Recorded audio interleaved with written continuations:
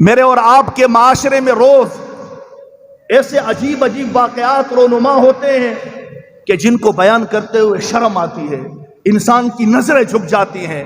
پھر میں اور آپ ان واقعات کے مرکزی کردار کو صرف لیتے ہیں اور اسی کو تنقید کا نشانہ بناتے ہیں، اور میرے اور آپ کا دلی مطالبہ یہ ہوتا ہے کہ بچیوں کو ایسے قتل کرنے والے اور بچیوں کے ساتھ، معصوم لوگوں کے ساتھ ایسے شرمناک افعال کرنے والوں کو چولیوں پہ لٹکایا جائے اور ان لوگوں کو دردناک سزائیں دی جائیں۔ لیکن محترم دوستو، میری اور آپ کی نظروں سے وہ چیزیں اوجھل رہ جاتی ہیں جس نے ان مرکزی ملزموں کو ان واقعات پر ابھارا، اور جو چیزیں روز بروز میرے اور آپ کے معاشرے میں ان واقعات کے اضافے کا سبب بن رہی ہیں، اور یہ واقعات جو میرے اور آپ کے اخلاقیات پر بدنما داغ لگاتے ہیں اور پوری دنیا میں میرے اور آپ کی بدنامی کا اور ہمارے ملک کی بدنامی کا سبب بنتے ہیں، ان کی پیچھے جو کردار اور جو عوامل کار فرما ہیں ان سے میری اور آپ کی نظروں پہ پردہ پڑا رہتا ہے اور وہ اوجھل رہتی ہے مجھ اور آپ سے۔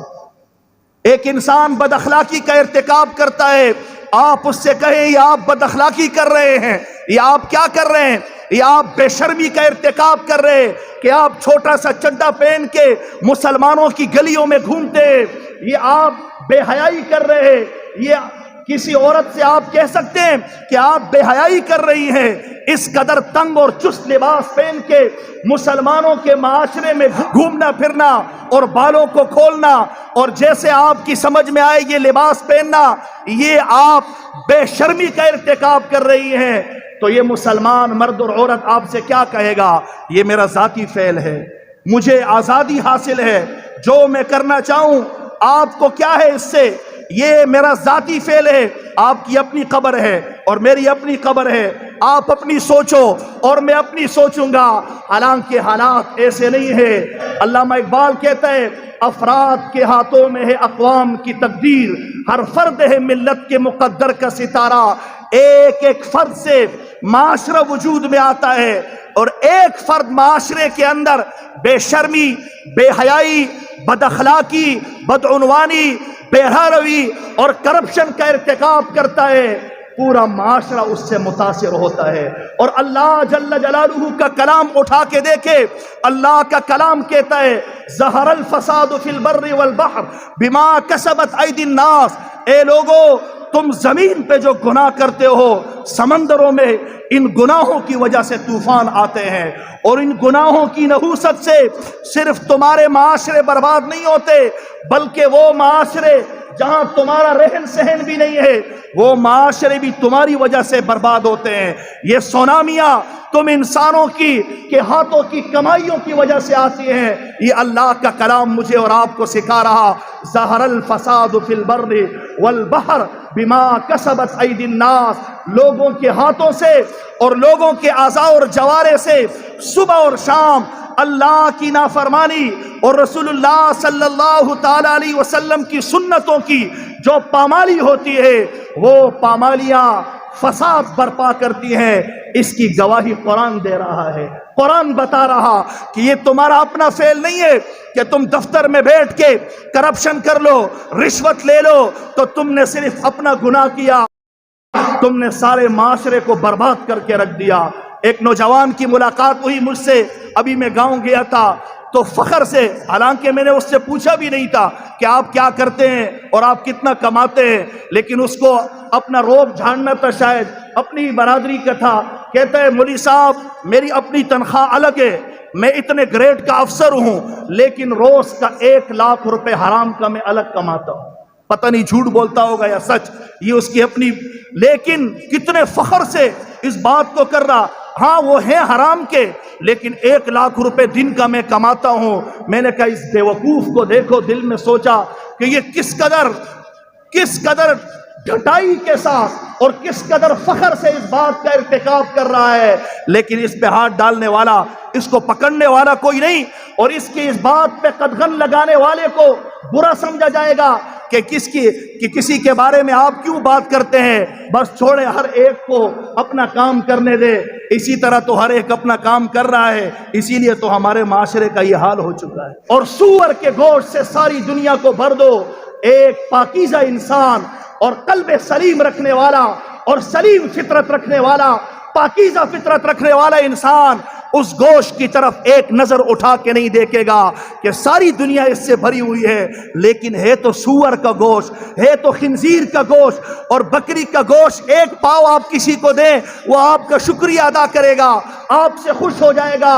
اگر وہ پاکیزہ انسان ہے، آپ 10,000 کی حلال کی تنخواہ اٹھاتے ہیں، آپ 20 اور 30,000 کی حلال کی تنخواہ لیتے ہیں، اور آپ 1 کروڑ دن کا حرام کا کماتے ہیں، آپ کو اس 1 کروڑ پہ شرم کرنی چاہیے اور آپ کی نظروں کو جھکنا چاہیے، نہ یہ کہ آپ فخر سے معاشرے میں چلے اور معاشرہ بھی مسلمانوں کا ہو کہ میں تو اتنا کماتا ہوں اور حرام کی کمائی میرے گھر میں اتنی آتی ہے۔ محترم دوستو، ان چیزوں نے میرے اور آپ کی اخلاقیات کو اور پورے معاشرے کو برباد کر کے رکھ دیا۔ ایک ایک مسلمان کو جھنجھوڑنا کیوں ہے؟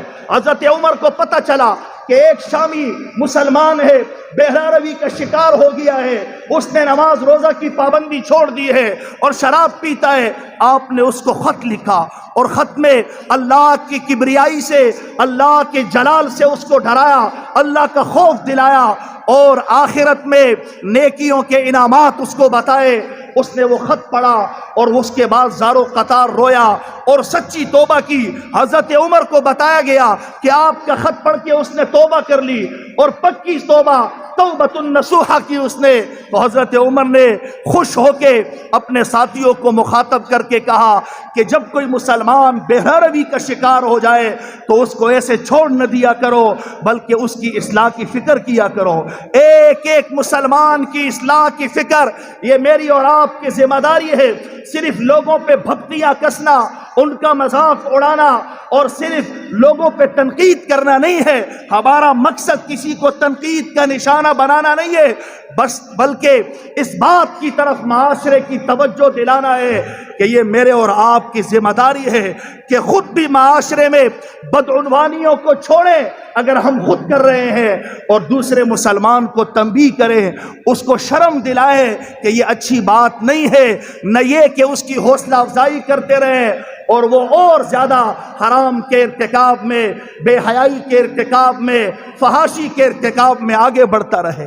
کوئی ٹک ٹاک بنائے کوئی بچہ، اس کا ماموں اس کو موبائل فون پہ لائک بھیجے اور کہے کیا خوبصورت، اور اس کا چاچا اور اس کے اور رشتہ دار یہ اس کے ساتھ اچھائی کر رہے ہیں یا اس کو برباد کر رہے ہیں، اس کے ذہن کو بہرہ روی کی طرف لے کے جا رہے ہیں۔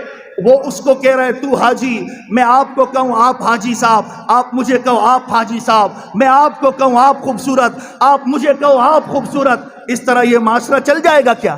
آپ اس کو لائق دیں، وہ آپ کو لائق دے، آپ بے حیائی کرو، وہ آپ کو پروموٹ کرے، آپ اس کو پروموٹ کرو، اور ایک دوسرے کو اس طرح لائق دیتے رہو اور معاشرے کو بے حیائی کی طرف رواں دواں کرتے رہو۔ محترم دوستو، اس قدر فرق پڑتا ہے معاشرے پہ۔ شیخ الحدیث زکریا رحمہ اللہ نے اپنی آپ بیتی میں ایک مقام پہ لکھا ہے کہ انگریزوں کے دور میں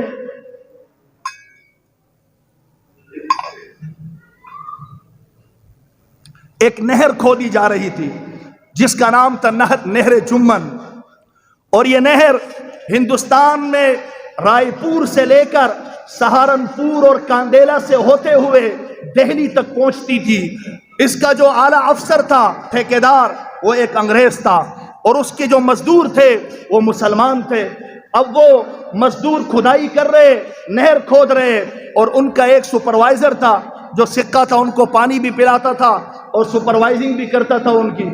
نہر کی کھدائی کے دوران کھدائی میں ایک سری نکل آئی، کس چیز کی سری ہوگی، لیکن تھی سونے کی، اور اتنی بڑی سری تھی، سونے سے ڈھالی گئی تھی کہ کئی مزدوروں نے مل کے اس سری کو اٹھایا۔ کتنے کلو سونا اس سری کو بنانے میں لگا ہوگا، اور پتہ نہیں کس زمانے میں اس کو دفن کیا گیا ہوگا، لیکن مزدوروں کو جب وہ سری ملی تو اس سکہ کے حوالے کر دی کہ یہ چیز نکلی ہے، یہ آپ لے لیں۔ اس سکہ نے کہا آؤ آپ آؤ، 2-3 مزدوروں کو کہ اس کو اٹھاؤ، اس کو اٹھایا اور سیدھا جا کے اس انگریز ٹھیکیدار کی میز پہ جا کے رکھ دیا. کہا یہ برآمد ہوئی ہے نہر کی کھدائی کے دوران، آپ اس کو جمع کر لیں. اس نے کاغذی کارروائی کی اور اس کو مالخانے میں جمع کر دیا جو انگریزوں کا مالخانہ تھا. لیکن بڑا تعجب ہوا اس کو اس بات پہ کہ اتنے کمزور مزدور خستہ حال لوگ اتنا سارا سونا ملا لے جاتے اور آپس میں بانٹ لیتے، ان کی زندگیاں بن جاتی. اس قدر رازبادی سے کام لیا، اتنی امانت، اتنی دیانت سے کام لیا. یہ واقعہ اس کے ذہن میں نقش ہو گیا اور بڑا متاثر ہوا. اس کے بعد وہ انگریز مظفر نگر کا کلیکٹر لگ گیا، وہاں پہ بڑا افسر لگ گیا. اب اس کی عدالت میں ایک مقدمہ آیا اور مقدمہ یہ تھا کہ ایک سکہ جو لوگوں کو پانی پلاتا ہے اس نے ایک چھوٹی سی بچی کو صرف اس لیے قتل کیا کہ اس کے کانوں میں بالیاں تھیں اور وہ یہ سمجھا کہ یہ بالیاں سونے کی ہیں، حالانکہ وہ سونے کی نہیں تھی، وہ گلٹ کی تھی. اس نے اس بچی کو قتل کیا، وہ بالیاں نکالی اور بچی کو کنویں میں پھینک دیا. کلیکٹر نے کہا ملزم کو لے کے آؤ. ملزم کو جب اس کے سامنے لایا گیا تو انگریز کلیکٹر حیران رہ گیا. اس نے کہا آپ وہی مزدور نہیں ہو، وہی سکہ ہو جس کو اتنی بڑی سری ملی تھی سونے کی اور وہ لا کے میرے میز پہ رکھ گیا تھا، تو یہ کیا کیا؟ اتنی بڑی سری مجھے دے دی اور ایک چھوٹی بچی کے کانوں میں ایسی بالیاں جس کا پتہ بھی نہیں تھا کہ یہ سونے کی ہے یا نہیں ہے. آپ نے بچی کو قتل کر دیا اور وہ بالیاں آپ نے لینے کے لیے اتنے بڑے جرم کا ارتکاب کیا. تو سکہ نے اقرار کیا ہاں یہ میں نے کیا ہے، اور وہ بھی میں ہی تھا جس نے اتنی بڑی سری دی تھی. لیکن اس وقت حال یہ تھا، ہمارے ذہن میں یہ بات تھی کہ کسی کی کوئی چیز لینا یہ ایسا ہے جیسے سور کے گوشت کو لینا، اس لیے سری ملی تو ہم نے وہ آپ کو دے دی. اور اب ماحول بدل گیا ہے، ماحول ایسا ہو گیا ہے، ہمارے اذہان میں یہ بات آ چکی ہے کہ جو چیز جہاں ملے اس کو اٹھا لو، وہ تمہاری ہی ہے. انگریز کلیکٹر نے تھوڑی دیر کے لیے سر جھکایا اور یہ لکھ کر اس مقدمے کو خارج کر دیا.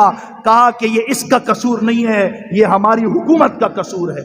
ہماری حکومت ایسی بہرا رویاں کرتی ہے، ہماری حکومت ایسی ناانصافیوں پہ اتر آئی ہے جس کی وجہ سے عام لوگوں کے ذہن بدل گئے ہیں. عام لوگوں کے ذہنوں میں جرم آتا ہے اور ان کے ذہنوں میں جرم پنپتا ہے. اب آپ آئیں وہاں سے اور اپنے ملک کے اندر سوچیں کہ ہر آدمی چور کیوں بنا ہوا ہے، ہر آدمی دھوکہ باز کیوں ہے، ہر آدمی خیانت کیوں کرتا ہے. آپ جس کو دیکھیں، جس پہ اعتبار کرے، وہ آپ کو سام کی طرح ڈستا ہے، بچھو کی طرح آپ کو ڈستا ہے. آپ حیران ہوتے ہیں کہ یا خدا یہ ماجرا کیا ہے، مسلمانیت کہاں چلی گئی، اسلام کہاں چلا گیا. اور ایمان جو مسلمان کے سینے میں ہوتا تھا، جو ایمان مسلمان کو بڑے سے بڑے جرم سے روکتا تھا، اس ایمان کا کیا ہوا کہ یہ مسلمان ایک گیند پہ بھی آسرا نہیں کرتا. وہ ملے تو وہ بھی چرا لے، سونا ملے تو وہ بھی چرا لے، لوہا ملے تو وہ بھی چرا لے. جتنا جس کا حق اس کے ہاتھ میں آئے اس کو لیتا چلا جائے. بات یہ ہے کہ ہر فرد ہے ملت کے مقدر کا ستارہ، ایک ایک انسان سے معاشرہ بنتا ہے. اگر میں اور آپ یہی سوچتے رہیں کہ میں خود صحیح چلوں، بس یہی بڑی بات ہے، باقی جو کرتے ہیں ان کو کرنے دو، تو پھر معاشرہ اور زیادہ گمبھیر حالات سے دوچار ہوتا رہے گا. اور جو واقعات قصور کے اندر رونما ہوئے تھے زینب کی صورت میں، وہ آج تک رکے نہیں ہیں. وہ آپ کے قصور سے چل کے اس لانڈی کے علاقے تک آ چکے ہیں. پچھلے دنوں یہاں جو واقعہ ہوا آپ کے لانڈی کے علاقے میں، کتنا دردناک اور المناک واقعہ، چھوٹی سی معصوم بچی کے ساتھ کیا کر کے اس کو موت کے گھاٹ اتارا گیا. اور آسمان کتنا میری اور آپ کی حالت زار پہ رویا ہوگا کہ مسلمان کی حالت کتنی گر چکی ہے. لیکن میں نے آپ کو بتایا کہ اس کا ملزم صرف ایک نہیں ہے جس نے یہ کام کیا، میڈیا کے سارے ادارے اس کے ملزم ہیں، جو صبح اور شام لوگوں کو بے حیا قسم کے ڈرامے دکھاتے ہیں اور بے حیا حالات دکھاتے ہیں اور بے حیا شو دکھاتے ہیں. اور وہ تمام لوگ جو معاشرے میں رہتے ہوئے بے رحمی کا ارتکاب کرتے ہیں، چڈیاں پہنتے ہیں، وہ عورتیں جو بے حیائی کے لباس کے ساتھ معاشرے میں چلتی ہیں اور کہتی ہیں کہ یہ ہمارا ذاتی فعل ہے، ہم بے حیائی کریں ہم اپنی جہنم پہ جائیں گے، مولوی کو کیا ہے، وہ عورتیں بھی اس میں شامل ہیں جو لوگوں کی نفسانی خواہشات کو ابھارتی ہیں اور جو اللہ کے غضب کو دعوت دیتی ہیں اور پورے معاشرے کو تار تار کرتی ہیں۔ اس لیے محترم دوستو، میری اور آپ کی ذمہ داری یہ ہے، کنتم خیر امت اخرجت للناس تأمرون بالمعروف وتنہون عن المنکر، تم بہترین امت ہو، تم لوگوں کی نفر آسانی کے لیے نکالے گئے ہو، تم لوگوں کو بھلی بات کا حکم کرو گے۔ آپ علیہ السلام نے فرمایا تم ظالم کا ہاتھ روکتے رہو اور اس کو حق بات کی طرف کھینچ کر لاتے رہو، تم اپنے مسلمان بھائی کی مدد کرو، وہ ظالم ہو یا مظلوم ہو، ظالم کی مدد یوں کرو کہ اس کے ہاتھ کو ظلم سے روکو، اور مظلوم کی مدد یہ کرو کہ اس کے پشتیبان بن جاؤ اور اس کے ہم نوا بن جاؤ۔ اللہ پاک مجھے اور آپ کو عمل کی توفیق نصیب فرمائے۔ وآخر دعوانا